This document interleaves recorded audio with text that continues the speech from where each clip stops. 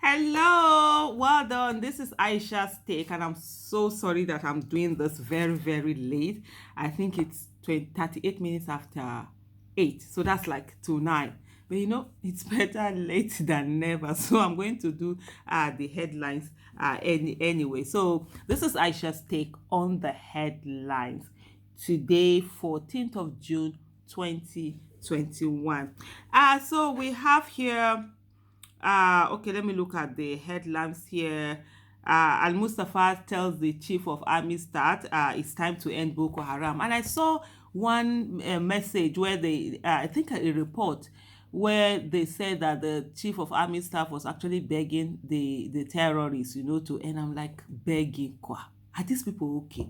So you are begging terrorists, meanwhile you are killing people in the north, in the southeast, the eastern part of the country. You are just massacring young people, but here you are begging terrorists that are killing us instead of going after them. It's really crazy the number of things that we see. Always, there's always something sad in the news. Government invade church, kidnap woman, reverend sister in Imo State. It's really sad. All the atrocities that we are seeing. I mean, no place is sacred. Schools, churches, mosques, offices, on the road, inside our houses, name it. Nowhere seems to be safe in Nigeria. Sadly, we seem to not hold government accountable and forget that the primary responsibility of any government is the protection of lives and properties, and any government that cannot protect the lives and properties of the citizens it's not fit to be called a government. That's as simple as it is. Buhari salutes General Abdul Salami at 79. Is Buhari up to 79? Now, wow. Oh, and then there's the news of woman who sold two daughters for 300,000 arrested. Wow. Well, in a way, she didn't kill them. So, oh, wow. It's just simply wow. Nigeria is such. If only somebody would just do soap opera using Nigeria, we will sell market, honestly, because the kind of stories that come out of Nigeria, even you will not believe that. Undume says to Buhari, don't spend foreign loans on salaries. Sadly, we've been borrowing money to pay salaries. We have even been borrowing money to service our debts. That is the height of it. You can imagine, hey, the kind of poverty that is going to wire. This one is even wiring us is small because we're borrowing money to do nonsense things instead of us to reduce our expenses. The government isn't doing that. The government isn't reducing its overhead, its costs and everything. Rather, it's just borrowing more and more and more and throwing Nigeria into debt that the generation unborn are going to meet, and they will keep paying. Another bad news, of course, in the news: police kill several bandits in Ford attack on Zamfara commuters. 12 persons are kidnapped in Zaria. Okay, it's police now taking the fight to the bandits and actually winning. So that's a good one. The 12 persons were kidnapped in Zaria, which is really sad. And then Masari says we are working to secure farmlands. Honestly, the cost of prices of things in the market is crazy. Maize is about 27,000 for 50 kilogram of maize, something that was sold maybe before less than 10,000. It's absolutely so crazy. Things are getting so expensive. I remember when I used to talk about the fact that insecurity was happening, farmers were being driven away from the farm, farmers weren't able to farm, even though the government said it was doing so much on agricultural policy, but insecurity was driving people away from the farms. And I used to get so many attacks. People called me fake news merchant and whatever, and I said to them, don't worry, the cost of food item in the market will tell you whether I'm fake news or not. It's really sad. This is where we are today. Let me look for something. Oh my goodness, I just saw this one. It says, I am firm believer in devolving power to the people, says Buhari.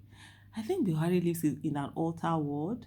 So he thinks, because you see him talk, it's not in line with the reality of what is on ground. You just believe that this guy is living in a world of his own. He's not even in tune with reality. And he just says things and nothing. It just goes away. Of course, nobody holds him accountable to his words, so he just says things anyhow. That's one of the reasons why I say, for me personally, I do not even believe listen to what Buhari says. I don't believe anything he says, because he says one thing and he does another.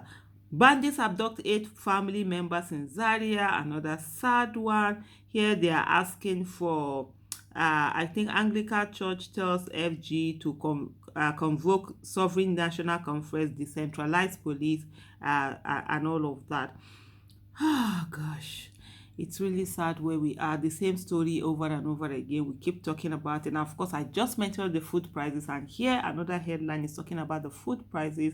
That food prices are increasing, and they've pushed more Nigerians into poverty. Please, please, please, please don't mind me. This video, I just felt I need to do something, even if it's late. Let me come out and do this now.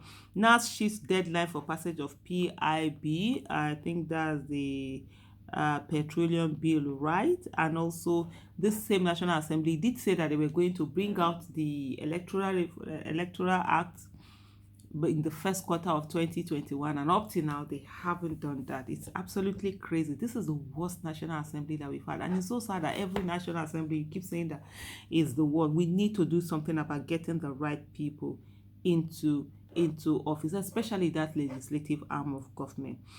Governors will, this one says, security challenges getting worse. Christ Zamfara State Governor says banditry has reverted to what it used to be before his administration. FG has failed Nigerians on security, says Governor Bello Mesari of Katsina State. You know, that's him telling Buhari. And I wonder when people are saying that, oh, Buhari is doing this, is Islamizing this thing, all the killings. I wonder, what about the people that are being killed in Katsina? He has not even been able to secure Katsina. That man, he does not have the capacity, he does not have the competence. He's just a failure. He has failed everyone, most especially his people. Katsina State is the worst in terms of security in Nigeria. And then we have Ngige here. Ngige's defense Buhari says Southeast no material. Oh my goodness. You always have a Judas from one place or the other. And then these people, these politicians, they all think about themselves. They do not care about their region or what is going on. And then one of the things that have come up in the news, in the headlines, is, you know, there has been this what do you call it now, so I've seen there's purported this thing that Fulani headsmen, they've given an ultimatum that if the grazing, that is grazing, open grazing ban is not lifted in Delta State, they're going to kill on a rampage.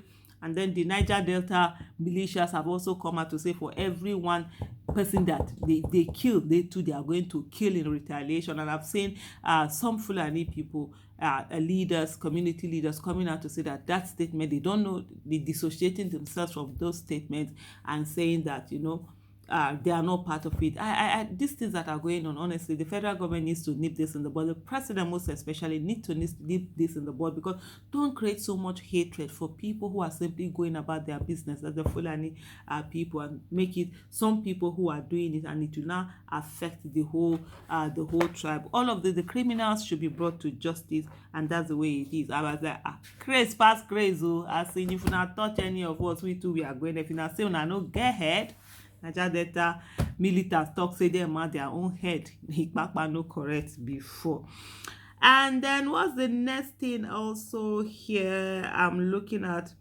Of course, debt servicing globs 3.42 trillion in 15 months. We are using 3.42 trillion to service debts. That's not to pay the debt, so to pay the interest on the debt. Yeah. And these are monies that are being collected and are building railway to Niger State. If Nigeria was a good nation where we had a vibrant National Assembly, by now the impeachment process on Buhari should have started, where he talked about, you know, building bridge to Niger because his cousins are there. You borrowing, using our head to build bridge. I don't even know what to say. I think let me look at what is the next thing on the. Do we have any other thing here that I'm going to talk about?